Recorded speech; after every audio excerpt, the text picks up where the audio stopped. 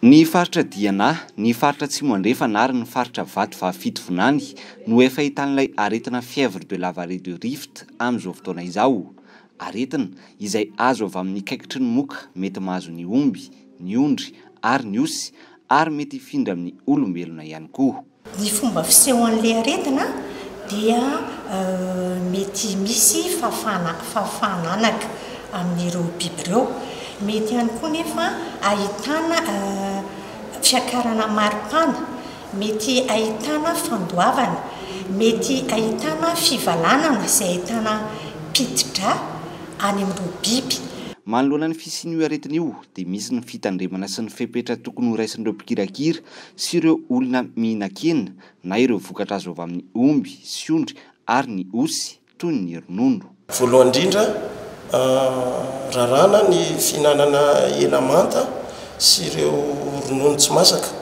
Izay aloha zany ny fepetra anankiray tena tokony ho raisina, na dia ataontsika hoe efa nandalo fitiliana aza izay hena izay, dia tsy azo atao aloha zany zao ny mihinana hena manta na tsy masaka tsara.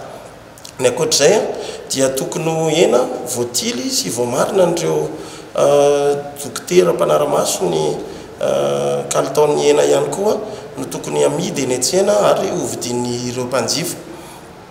Ny manaraka an'izay dia ny vahoaka rehetra dia tokony miezaka manao an'izay fiarovana rehetra mety aminy mba tsy hisiany kaikitry ny moka eny aminy mba hisoroana amin'ilay fivezivezen'izay, ary indrindrandrindra entanina ny tsirairay avy mba anala ny lobolobo sy anao an'izay fanadiovana mba hisoroana ny fisian'izay kaikitry ny moka zay.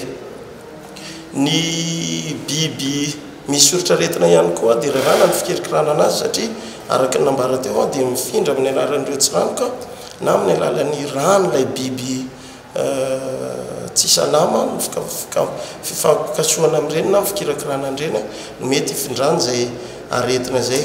Taorian'ny nanamarinana ny toeram-pitiliana na ny laboratoire ny fisian'io aretina fièvre de la vallée du Rift eto Madagasikara dia efa nisy avy hatrany ny fepetra noraisin'ny teo anivon'ny ministeran'ny fambolena sy ny fiompiana ary ny jono niaraka tamin'ny ministeran'ny fahasalamam-bahoaka no ity aretina ity mahavoakasika mivantana ny fahasalaman'ny biby sy ny fahasalaman'ny olombelona. Voalohany indrindra ny fandefasana n'ilay fitaovana rehetra sy izay fanafody mety ho ampiasain'ireo vétérinaire ireo hiadina amin'izany fiparitana izany valanaretina zany. Ny fepetra ara-panjakana tsy maintsy raisina moa dia ny fiangaviana fandraisana didim-pitondrana isa-paritra mba voalohany indrindra anaovana fanentanana n'ireo mpiompy sy ireo mpisehatra rehetra mikirakira ny biby fiompy mba anaja n'ilay fepetra hiadina amin'ilay valanaretina sy hisoroana ny fiparitana zany valanaretina zany. Ny fepetra faharoa moa zany dia ny fanondrana n'ireo eny fotony, izany hoe ny taleparitra misahana ny fambolena sy ny fiompiana ary ny jono sy ireo vétérinaire sanitaire izay efa mikirakira ny fahasalaman'ny biby eny an-toerana mba andray an'izay fepetra rehetra mifanaraka amin'izay fiarovana ny tenany aloha voalohany indrindra sy fiarovana ihany koa amin'izay fianaky ny biby fiompy zay.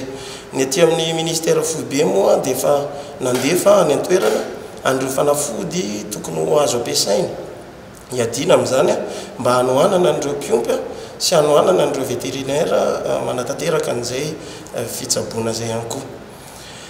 Ny ankoatran'izay moa ankoatran'ilay fepetra ara-panjakana tsy maintsy raisina satria anisan'ny ferana ihany koa ny fivezivezen'ny biby na ny miditra na mivoaka n'ireo faritra voalaza sy voamarina fa misy an'izay trangana-retina zay.